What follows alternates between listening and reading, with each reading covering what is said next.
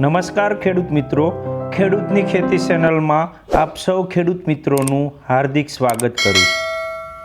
હું છું ભરત તળાવિયા.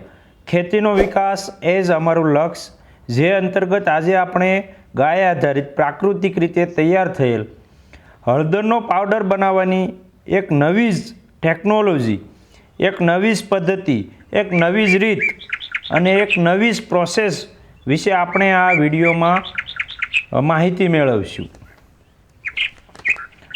ખેડૂત મિત્રો, હળદર એક મસાલા પાક છે. હળદરનો પાક એ સામાન્ય રીતે લોંગ ટાઈમનો પાક છે. મિત્રો, હળદરનો પાક તૈયાર થઈ જાય એટલે હળદરના પાંદડા ખરી જાય છે, એટલે કે હળદર પાકી ગઈ એવું ગણાય છે, એટલે કે હળદર તૈયાર થઈ ગઈ એવું ગણવામાં આવે છે. ત્યારબાદ ટ્રેક્ટર દ્વારા આપણે એ હળદરનું હાર્વેસ્ટિંગ કરીએ છીએ, એટલે કે હળદરને જમીનમાંથી બહાર કાઢવામાં આવે છે. હવે જમીનમાંથી આપણે હળદરને બહાર કાઢીએ છીએ તો સામાન્ય રીતે લોકો હળદરની મધરગાંઠ અને એની ઉગલી, એટલે કે એને અલગ પાડવામાં આવે છે. ત્યાર પછી તે ગાંઠિયાને બોઇલિંગ નથી કરવાનું, પરંતુ આપણે એક નવી જ ટેકનોલોજી, એક નવી જ પદ્ધતિનો ઉપયોગ કરીશું. હવે પછી આપણે આ હળદરના ગાંઠિયાને ખૂબ સરસ રીતે ધોઈ લેવાના છે. આપણે આ હળદરના ગાંઠિયાને એવી રીતે ધોઈશું કે જેથી કરીને હળદરના ગાંઠિયાની અંદર રહેલી રેતી કે ધૂળ કે અન્ય રસકણો એ ગાંઠિયાથી અલગ થઈ જાય, એટલે કે ધોવાઈ જાય. જેના પરિણામ સ્વરૂપે આપણા જે હળદરના ગાંઠિયા છે એ તમે જોઈ શકો છો, આ રીતના ખૂબ જ સારી રીતે ચોખ્ખા થઈ જશે. આ રીતે ધોયા બાદ આપણે એક તગારામાં કાઢી લઈશું. બરાબર, બધી હળદરને આ રીતની પ્રોસેસિંગમાંથી આપણે પસાર કરીશું. ત્યારબાદ ખેડૂત મિત્રો, આપણે આજે ધોવાઈને તૈયાર થયેલા ગાંઠિયાને આપણે મુખ્યત્વે સાયણે સૂકવવાના છે, એટલે કે જ્યાં સાયડો આવતો હોય ત્યાં આપણે આ તમામ ધોવાયેલા ગાંઠિયાને આપણે સૂકવીશું અને ગાંઠિયાની સાલ ઉછેડી લેશું. હવે આ ગાંઠિયા સુકાઈ જાય ત્યારબાદ આપણે આ ગાંઠિયાને કટર મશીન આવે, એટલે કે ચિપ્સ કરવા માટેનું જે મશીન આવે, ચિપ્સ પાડવા માટેનું જે મશીન આવે ને, એ મશીનની અંદર આપણે આ હળદરના ગાંઠિયા નાખીશું. ત્યારબાદ ધીમે ધીમે તમામ હળદરના ગાંઠિયાને આપણે ચિપ્સ તૈયાર કરીશું, એટલે કે ચિપ્સ પાડીશું.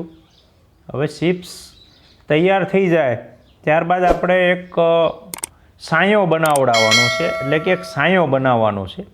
અને એ સાયો આપણે ગ્રીન કલર કે વ્હાઇટ કલર કોઈ પણ જાતનું એક કપડું હોય એને આપણે ઉપર રાખી દઈશું અને એક પ્રકારનો માંડવો તૈયાર કરીશું.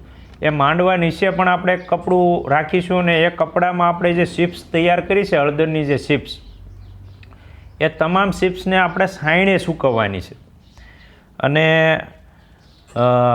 સાયણે ખૂબ સારી રીતે સુકાઈ જાય ત્યારબાદ આપણે એ તમામ ચિપ્સને ભેગી કરી અને ગ્રાઇન્ડિંગ કરીશું. ગ્રાઇન્ડિંગ મીન્સ આપણે એને ઘંટીમાં નાખી અને એનો પાવડર બનાવીશું. અને પાવડર બનાવવા માટે આપણે ગરમ ન થાય, હળદરનો પાવડર પ્રોસેસિંગ વખતે ગરમ ન થાય એટલા માટે આપણે હળદરને 2 વખત દળીશું. પહેલી વખત દળીશું, ત્યારબાદ બીજી વખત દળીશું. એટલે 2 વખત દળીશું એટલે કે તાપમાનનું પ્રમાણ ઓછું રહેશે, એટલે કે હળદરનો પાવડર જરા પણ ગરમ થશે નહીં. અને મુખ્ય વિશેષતા એ રહેલી છે કે આપણે બોઇલિંગ નહીં કરીશું, જેના પરિણામ સ્વરૂપે હળદરની અંદર 100% તત્વો રહેશે. જ્યારે તમે બોઇલિંગ કરશો તો બોઇલિંગ કરેલી જે ગાંઠિયા હશે, હળદર હશે, એની અંદર તત્વો નાશ પામે છે.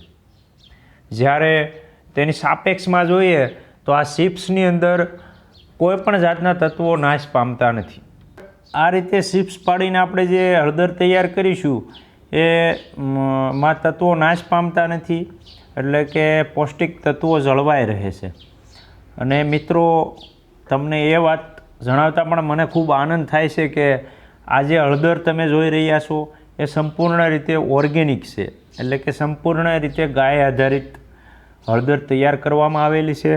અને આ હળદરમાં ગૌમૂત્ર, જીવામૃત, ઘન જીવામૃત, ખાટી છાશ, ગાયનું દૂધ વગેરેનો ઉપયોગ કરવામાં આવેલ છે, એટલે કે ખૂબ જ પ્રાકૃતિક છે. આ હળદર આપણા સ્વાસ્થ્ય માટે ખૂબ જ સારી છે અને આપણા સ્વાસ્થ્યને સુધારવામાં પણ ખૂબ જ મદદરૂપ થઈ શકે છે આ હળદર. અને નાના મોટા અસંખ્ય રોગો સામે લડવાની પણ ક્ષમતા આ હળદર ધરાવી શકે છે. અને આ રીતે હળદરની આપણે ગ્રાઇન્ડિંગ એટલે કે પાવડર તૈયાર થઈ જાય છે. આ રીતે મિત્રો આપણો હળદરનો પાવડર તૈયાર થાય છે, જે સંપૂર્ણ ઓર્ગેનિક છે, ગાય આધારિત છે. જો ખેડૂત મિત્રો તમને અમારો આ વિડીયો પસંદ આવ્યો હોય તો લાઈક કરો, શેર કરો, કમેન્ટ કરો તથા અમારી ચેનલને સબસ્ક્રાઈબ કરો. Thank you.